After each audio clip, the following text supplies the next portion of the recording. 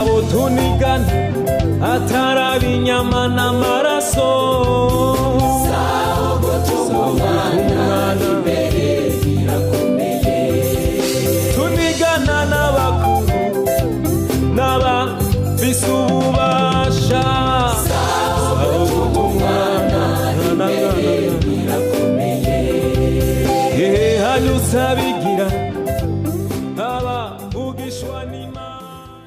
Yesu ashimwe bene data, ubuntu n'amahoro birushirize kubuzura aho muri hose. Nongera ndabibutsa ko turi mu bihe bikomeye, ibihe bigoye.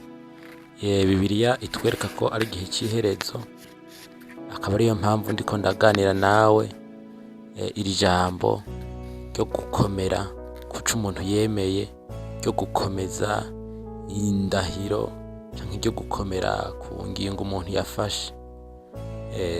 Hariho amajambo y'Imana cyo twibuka muri Bibiliya, ahantu Gideyoni yariko akurikira abansi biwe, maze abafashe abashikiriye abwira umwana wiwe ati sokora inkota wice aba bagabo. Ariko umwana wiwe byaramunaniye kubera yari akiri muto, yaratinye gusokora inkota mu bwubati ngo yice abo bansi. Ariko yabitewe ngo nuko yari akiri muto. Ariko abo bansi biwe bonyine ubwiwe yari Zeba na Salumuna baravuga bati haguruka aba ari wowe utwiyicira, urukamvye rumara umugabo. Gideyoni acava hasi yica Zeba na Salumuna, acarabica. Ayo majambo yanditse mu gitabo c'abacamanza igice 8 ku murongo w'10 kugeza ku murongo wa 21. Iri jambo ngo urukamvye rumara umugabo ndazi ko atari rya mbere wowe uryumvise, ariko nagomba ndakubwire ko burya imbere y'ibikomeye harengana abantu bafashe ingingo. Imbere y'igihe kigoye harengana abagabo bafise amaprincipe canke baza bararahiye. Mu gifaransa novuga bafise engagement. Kandi womenya ko kurahira canke gufata ingingo hari nushobora kuvuga ati ni gufata risk. Novuga nti uba waritegereje neza mu buryo bwo kuvyiga ko ati ibiri imbere biguma canke vyoroha tuzonigana. Hama rero ukafata engagement ukarahira ukabandanya. No mu gakiza nuko bimeze, kuko ijambo ry'Imana riratwereka ko hazoza haraza ibihe bigoye, ibihe bigumye. Mu bihe rero bigumye natwe dutegerezwa kwitegura neza hakiri kare kugira ngo tuze tuhace bimeze neza. Aha ndiko ndagukebura mwene data uhaye inyumviriza, urakwiye gufata ingingo, kuko iyo ubayeho ubuzima wa Kristo atangingo ni hahandi n'akantu gatoya kaje karagutsinda, n'akageragezo gatoya kaje kakakunesha, n'akariya kaje kakakunesha. Ariko iyo warafashe ingingo ntiwari kuvuga itsindwa n'utuntu duto duto, ntiwari kuvuga itsitazwa n'utuntu duto duto. Uba nawe uri kunigana n'ibintu bikomeye, ivyo ba Paulo bagwanye bakanesha. Nawe ubugeze muri classe yo kunigana n'ibintu bikomeye kandi ugahagarara ukanesha ukabandanya. Ariko igituma utigeze ukura, igituma wagumye muri twa tuntu duto duto two gutitazwa n'utuntu duto duto, nuko utigeze ufata ingingo ngo urengane ivyo nawe ushike mu bintu bikomeye. Wagumye ku muryango, ni nkuko woba warinjiye mu rusengero ariko ntuprogresse ngo wigigwe imbere. Wagumye hajya nyene, wagumye hajya nyene, uguma urunguruka hanze. Ariko urakwiye gufata ingingo ukamenya ivyo urimo ivyo ari byo, hama ukabiha ikibanza mu mutima, ukabiha agaciro, hama ukabikurikirana. Iri jambo rirakomeye, iri jambo si rito.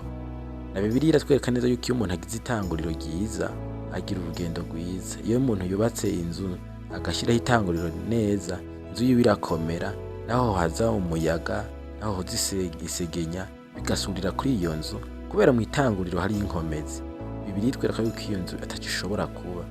Niko rero na wewe utegerezwa kubanza kubaka ku itanguriro rikomeye, ukavuga ngo ingwara ntizizonkura kuri Yesu, ubukene ntibuzonkura ku mwami wanje, ibibazo kanaka ntibizonkura ku mwami wanje. Ukavuga mbere n'ama opportunité n'amafaranga menshi ntazonkura ku mwami wanje, ubutunzi ntibuzonkura ku mwami wanje. Hama ugashishikara kurwana intambara nziza yo kwizera. Reka kumbura uyu munsi ndangirize kuri kano karorero kamwe tubona hano mu isi. Iyo umuntu agomba gufata mariage nk'akarorero, hariho ni nko guhana engagement, ni nko gufata riske. Naho mu bindi bihugu biriko biragenda ukundi, hano mu gihugu cyacu cy'u Burundi turabona yuko iyo ugira mariage uravuga ati uyu muntu tuzobana ubuzirahereza ubuzima bwanje bwose, uvuga ati mu marushwa no mu mahigwe, agwaye canke akomeye nzomwihanganira, ibintu nk'ivyo. Ni kuvuga ni gufata riske. Ubundi utinya ntiwoza kurahira, kandi wumva utazobikora ntiwoja kurahira. Ariko irya ndahiro ihaja ni ikintu gikomeye kizotuma naho bazohura n'ibintu bikomeye mu buzima, mu rugo rwabo bagahura n'ibikomeye, bizotuma bashishikara, bakavyihanganira, bakavyigira hamwe, bakabandanya. Rero no gukizwa ukwiye gushiraho indahiro hakiri kare, kugira ngo niwashika imbere ugahura n'ibikomeye ugwane, bandanye urugendo.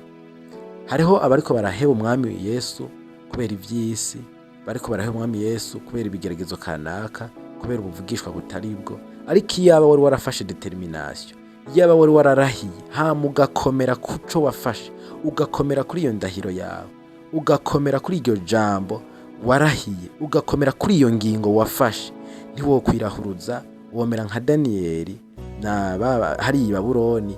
Barakomeye kubera ingingo bari barafashe batarashika i Babuloni. Barakomeye n'imbere y'itanura ry'umuriro, barakomeye kuko ingingo yabo bari barayifashe, bavuga ati naho bwoba urupfu, naho vyoba ibibazo. Kandi tubona yuko inyuma yavyo baciye bashirwa hejuru, kuko umwami yaciye avuga ngo uhereye none ntihagire iyindi mana izosengwa, ntihagire iyindi mana izofukamirwa atari imana ya Shadraka na Meshake na Abednego. Nawe rero unyumviriza, ndazi ko ukeneye iterambere mu buryo bw'impwemu, ndazi ko ukeneye kugenda ukora mu buryo bw'impwemu no kuzoshika mu ijuru. Fata ingingo, ureke kuneshwa n'icyo ari cyo cyose. Fata ingingo, umwami Yesu ari kumwe nawe.